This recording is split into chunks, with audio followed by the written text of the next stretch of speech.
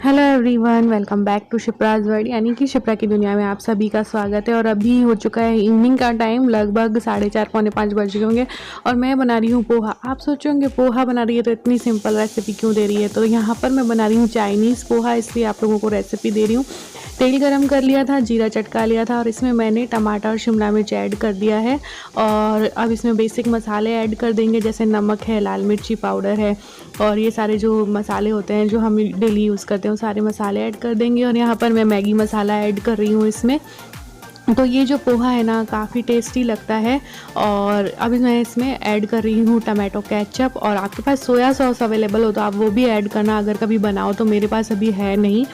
और बस अब इसमें पोहा ऐड कर देना है और अच्छे से मिक्स कर लेना है।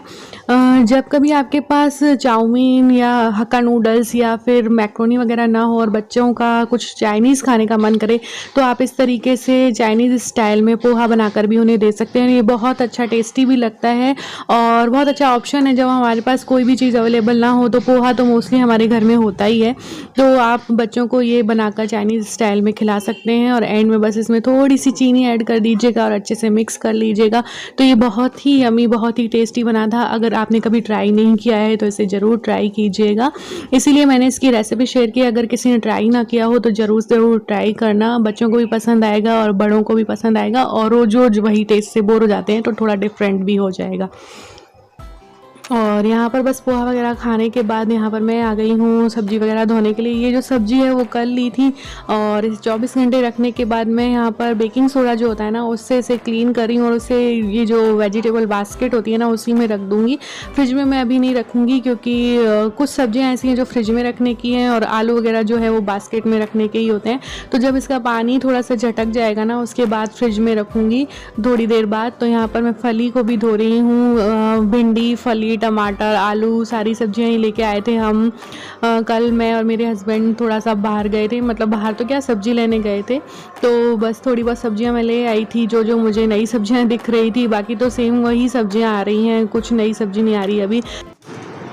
Hello everyone, welcome back to Shipra's world यानी शिप्रा की दुनिया में आप सभी का स्वागत है। और आज ना ब्लॉग मैंने इवनिंग टाइम से स्टार्ट किया है क्योंकि मेरा बिल्कुल भी मन नहीं हो रहा था ब्लॉगिंग करने का। फिर अभी थोड़ा सा तैयार हुई और खाना वगैरह बनाना था, तो मैंने सोचा चलो ब्लॉग स्टार्ट कर देते हैं। और अभी मैंने सब्जियां भी वॉश की थी, जैसा कि आपने देखा, क्योंकि सब्जियां ली थी कल तो 24 घंटे के लिए, तो मैं ऐसे ही रख देती हूँ उनको, उसके बाद ही धोती हूँ, उनको टच भी नहीं करते हैं। तो उसे बेकिंग सोडा से अच्छे से धो दिया है। और अभी मैं बना रही हूँ भिंडी की सब्ज़ी नॉर्मल सी, और बनाऊँगी मिक्स दाल बनाऊँगी।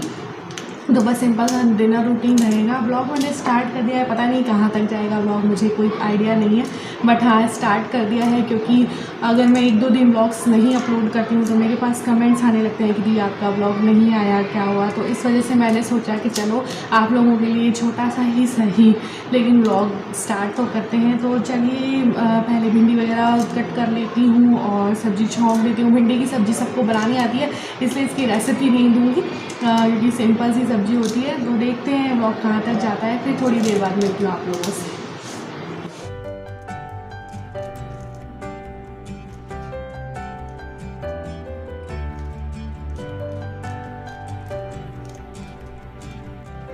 तो बस अब मैं यहाँ पर भिंडी वगैरह की सब्ज़ी बनाने के बाद मैं यहाँ पर दाल बना रही हूँ। और दाल की रेसिपी क्या दूँ आपको, दाल बनानी तो सबको ही आती है। आज मिक्स दाल बनाने का मन था तो मिक्स दाल बना ली। इसमें मैंने चने की दाल, मूंग छिलका दाल और मूंग धोआ दाल मिक्स की है। और बस दाल बना दूँगी, हींग और नमक और घी डाल के इसमें सीटी लगा दूँगी। और दाल जब तक सीटी वगैरह लगेगी ना, तब तक आज मैं भरूँगी ग्रॉसरी का जो भी सामान है ना, जो ग्रॉसरी का सामान आया था, आपने मेरे पिछले ब्लॉग्स में देखा होगा, तो वो सामान भी मुझे कंटेनर्स में फ़िल करना है, तो वो वाला काम भी करना है। और आज तो सुबह से लेके शाम हो गई, और रोज़ का ही यही रहता है, सुबह से लेके रात कब हो जाती है, टाइम कैसे निकल जाता है समझ में ही नहीं आता है। और सारी लेडीज़ के साथ यही है कि काम से शुरू, दिन की शुरुआत ही काम से होती है और रात 11-12 बजे तक काम ही सारी लेडीज़ करती रहती हैं।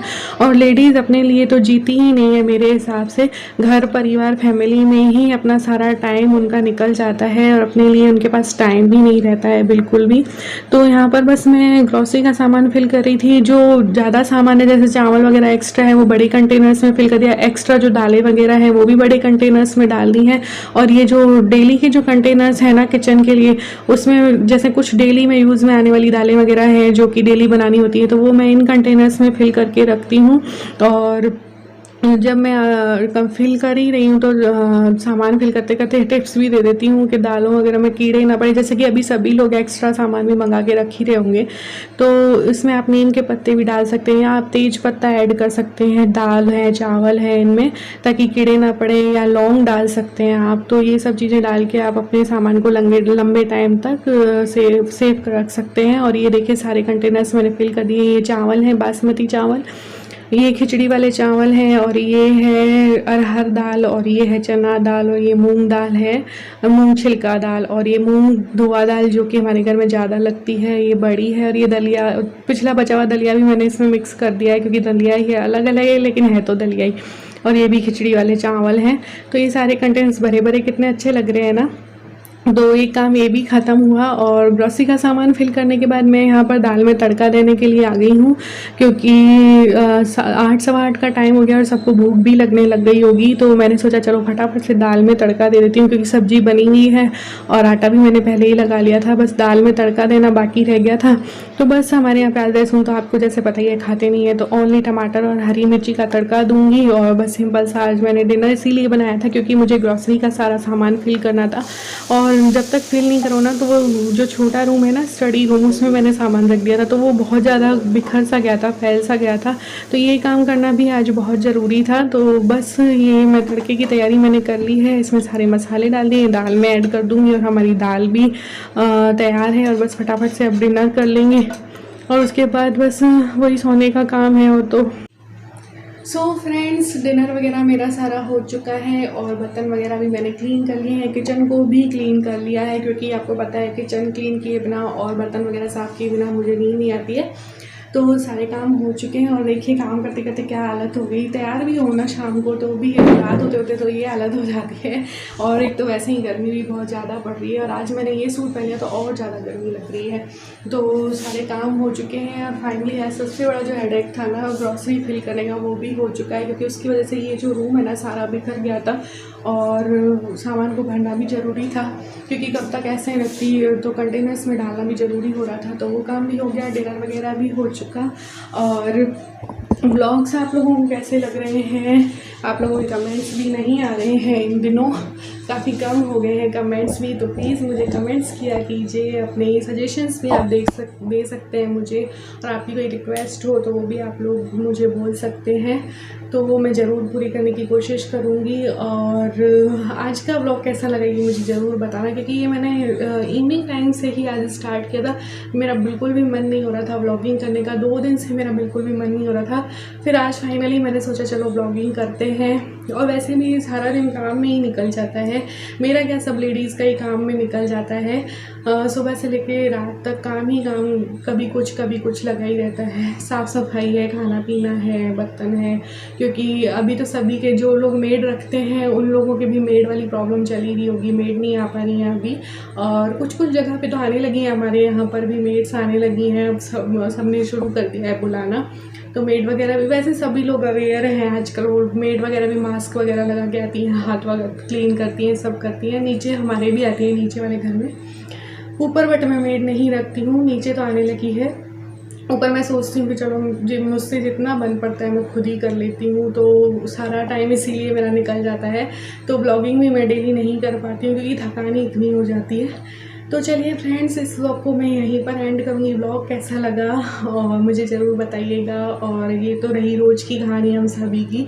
सभी लेडीज़ को अपने लिए टाइम नहीं होता, अपने लिए नहीं जी पाती हैं, वो अपने लिए टाइम नहीं निकाल पाती हैं। हालांकि निकालना चाहिए, अगर हम अपने लिए टाइम नहीं निकाल रहे हैं तो हम अपने साथ ही गलत कर रहे हैं। बट पॉसिबल ही नहीं हो पाता घर के काम में, फैमिली के चक्कर में। तो चलिए फ्रेंड्स, इस व्लॉग को यहीं एंड करेंगे और मिलेंगे किसी नेक्स्ट व्लॉग में। तब तक के लिए बाय बाय, टेक केयर। एक छोटा सा व्लॉग था आपसे, किसी नेक्स्ट व्लॉग में। Bye bye, take care.